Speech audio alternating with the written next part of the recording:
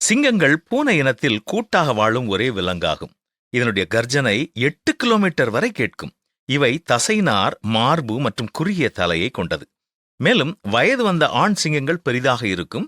இவை ஆப்பிரிக்கா மற்றும் இந்தியாவை பூர்வீகமாக கொண்டவை. பலமுள்ள ஒரு சிங்கத்தால் 36 அடி தூரம் வரை தாவ முடியும். 8 ஆண் சிங்கக்குட்டிகள் பிறந்தால் அதில் ஒன்று மட்டும்தான் இறுதி வரை பெரிதாகி உயிர் வாழும்.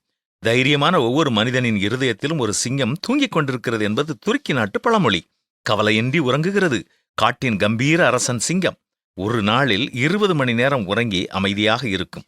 தேவைப்படும் பொழுது வேட்டையாடுவதற்கு பலத்தை பெற இந்த நீண்ட உறக்கம் அவசியமாகிறது. உண்ண இறை கிடைக்காதா என்ற கவலையை விட்டு சிங்கங்கள் உறங்கி மனதை கலக்கமின்றி வைத்துக் கொள்ளுகின்றன. இது நமக்கு ஒரு பாடம். நம்மை சுற்றிலும் நடப்பவை நம்மை பதற்றமடைய செய்து துரிதப்படுத்தினாலும் ஆண்டவர் நாம் துயரப்படவும் துரிதப்படவும் எதிர்பார்க்கவில்லை. அமைதலாக தரித்திருங்கள். தரித்திருப்பது என்றால் வெட்டியாக இருப்பதல்ல, அனைத்திற்கும் ஆண்டவரை நம்பியிருப்பதை தெரிந்து கொள்ளுதல். ஆண்டவர் எதனையும் முழுமையாக காண்பவர், சரியான தருணத்தை அறிந்தவர், ஒருபோதும் கட்டுப்பாட்டை இழக்காதவர். மன உளைச்சலில் இருக்கிறீர்களா? கவலைப்படாமல் தூங்குங்கள். கடவுளை நம்புங்கள். அவரே இன்றும் உங்களுக்கு போதுமானவர். நீங்கள் அமர்ந்திருந்து நானே தேவன் என்று அறியுங்கள் என்பதுதான் பரிசுத்த வேதம் இன்று நமக்கு கற்றுக் கொடுக்கும் சத்தியம். நீங்கள் ஒன்றுக்கும் கவலைப்படாமல் எல்லாவற்றையும் குறித்து உங்கள் விண்ணப்பங்களை ஸ்தோத்திரத்தோடே கூடிய ஜெபத்தினாலும் வேண்டுதலினாலும் தேவனுக்கு தெரியப்படுத்துங்கள்.